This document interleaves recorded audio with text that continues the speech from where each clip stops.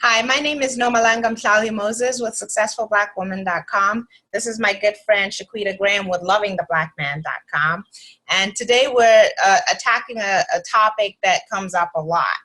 And it's basically a question that gets asked a lot by women, and they have asked me in the past, and it comes in different forms. So the question is, and I'll also ask it to Shaquita, is what if a woman is really invested in her relationship, invested in her marriage, but she's married to a loser? What should she do? Well, if you ever find yourself categorizing the person that you're in a relationship with as a loser, then especially if you invested in a relationship and you've been with that person over time, you need to ask yourself, are you a loser? Because how did you get into a relationship with someone that you would unequivocally categorize as a loser if you're not a loser? Because, the thing is, a relationship is a business and it's a team effort. So if you're on a team with someone who's not performing, if you see yourself as being a winner on that team or your team being a winning team, then you say, I'm going to turn a losing situation into a win. If you have a business and it's floundering, then you look at how do I turn this situation around and make it a winning situation. So that's the first thing I would say. Now, there are some times when you do have to think about cutting your losses, but we'll get to that, Noma. What are your thoughts about it? I had the exact first thought that you had. The thing that I always say is you always draw to yourself what you are. So before you turn to the person next to you and start calling them names, you have to wonder, what is it about you that drew that person that you're judging in that way to you? So it's more or less mirroring what you're saying. The second thing that I would say about it is I think it's very important to control your perspective, because the truth is, once you start seeing a person a certain way and calling them a certain thing, there's nothing that they can do to wiggle out of that. Everything that they see everything they do will be seen through that filter of loser or whatever it is you've assigned them. So that's the second thing is I really believe in controlling my perspective.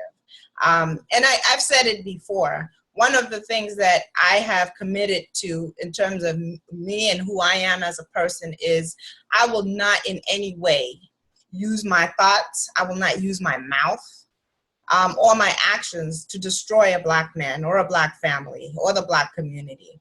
And when you turn around and you see a Black man as a loser, you've signed up for something that is not for us. Mm-hmm. Absolutely. I think I'm with you on that. The way that you think about things has a lot to do with the way that they are. And I love something that Dr. Boyce Watkins says a lot. He talks about the idea of being a queen maker or a king maker. And this can be in business or in relationships. We have the power to empower other people to be better and to do better based on the way we think and act towards them, the way that we encourage and inspire them. So if you're in a relationship, and I think, everybody comes to this point where you're looking at the person you're with and saying, can we win as a team? Are you playing your role? And you should be looking, are you playing your own role as well? And so I think that it has a lot to do with, number one, you can't really control other people, but when you excel, you can drive other people to excel. But if you have the wrong mind state, you can also drag other people down. And I think sometimes in the Black community, our thought lives, the way we think about one another, breeds this discouragement and this disdain that causes us to be in a scenario where it's difficult to succeed, whether it's Black women looking at their Black man or Black men looking at their Black women. And that's something that we have to overcome by never acquiescing to the idea that one of us is a loser. Right.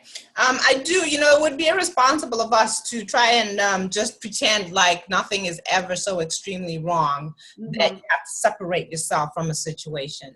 I will say this, though. My opinion is that if you are in a relationship and you have not entered a marriage covenant, If the person looks like they're not meeting the standard, cut your losses by all means, okay? I would, however, caution you that you can sometimes pick up that pattern, okay, of living this life of cutting your losses every time, and you get into this thing where you get in, you judge a person, you cut your losses, you get in, you judge a person, you cut your losses, okay? So I do caution that. But however, I mean, I don't endorse women dealing with things that they shouldn't have to deal with, like physical violence, being cheated on, all these other things. But those things are extremes, okay? Those are extremes. That's not what we're talking about here. We're talking about a person who's taken up a perspective that doesn't serve them, doesn't serve the team, doesn't serve the marriage. That's the first thing I want to say. The second thing is, I talked about relationship. When you talk about a marriage, and I know sometimes people feel like I'm extreme with this, when you get married, it's forever. Okay, not until you get mad, not until you think he's a loser, not until you suspect something, none of all those things. There's no scenario that you can come up with that will then excuse you from your commitment. Okay, it's a forever thing. And when you commit to spend your life with another person, they have room to grow. They have room to make errors. They have room to sometimes act like maybe they seem like a loser or whatever it is, but that doesn't absolve you from your commitment.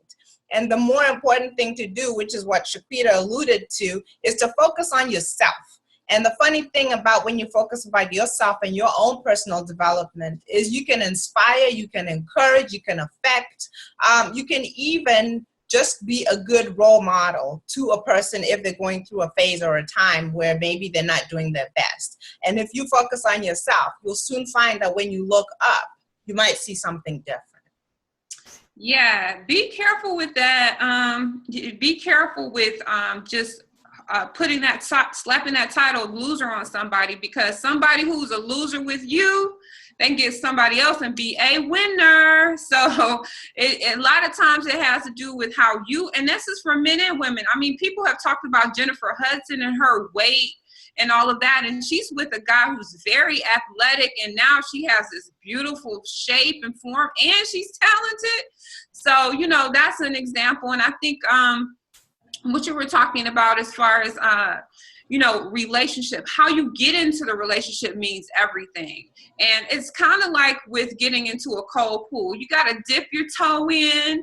You know, you have to kind of wet, not just dive in. And that's the time when you find yourself in a scenario where you say, oh, dang, I'm booed up with a loser, because you dived into a scenario that you didn't know what it was about. Now, if you stepped into a marriage and you took your time to evaluate the character of this person, the family that this person comes from, and again, this is ideal situations, but if you did 3 out of the 5, you don't want to wake up one day in 6 months or 1 year when it's tough and just slap that loser title on that person.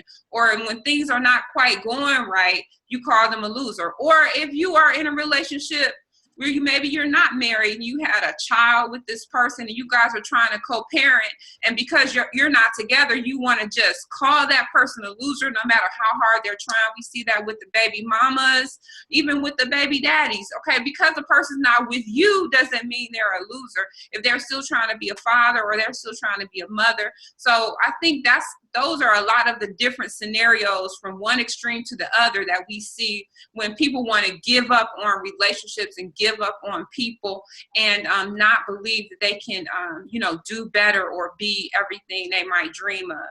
Absolutely. Great conversation here. And I just want to remind our viewers that these are some of the great conversations that we'll be having at our new platform, which we're working on. It's called Married Women's Business. And of course, there will be times where we discuss marriage and the topics that come up. And they do come up. If you've been married long enough, you know that a lot of things come up. But not to delve too much into our own lives, but to speak about the general things that people deal with and how we see it. And hopefully it'll be helpful, it'll be engaging, and it'll go towards encouraging people to really work on preserving what's important, which is family. And then on top of that, we also encourage women to be good mothers and to be good stewards of what they have, which is build financial independence. So again, that's Married Women's Business. Shaquita, did you have one last thing to say? No, I just want to say thank you to all of the people who send us these really encouraging comments, all the people who signed up for marriedwomensbusiness.com. I really just appreciate you all connecting with us and appreciating the things that we have to say. And the comments are so encouraging. Thank you so much. And thank you guys for viewing. All right, so guys, again, my name is Nomalanga Mhlauli-Moses with SuccessfulBlackWoman.com. This is my good friend Shaquita Graham with LovingTheBlackMan.com, which is so which is so relevant to this conversation. And thank you guys for watching. Take care. Thank you.